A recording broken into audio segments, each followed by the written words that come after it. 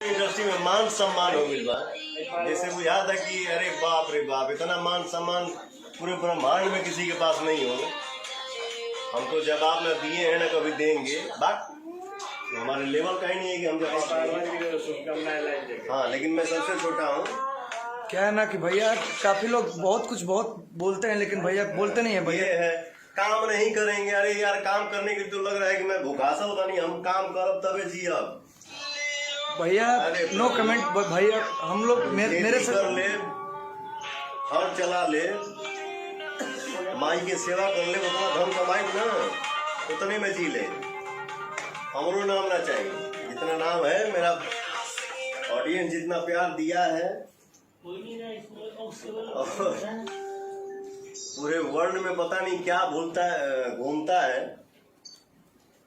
ये है, वो है, लॉलीपॉप पुदीना 1 बिलियन होने जा रहा है। हम 25 दिन से ट्रेंडिंग में रहनी। हम कभी बोलने हैं कि हम ट्रेंडिंग में बनी नहीं। कोई नहीं। मेरा भगवान जो है वो बोलते हैं कि हाँ भाई मेरा ट्रेंडिंग में है, मेरा बाबू ट्रेंडिंग में है।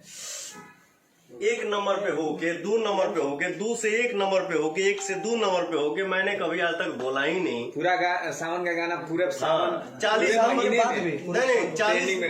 नंबर पे आ गया।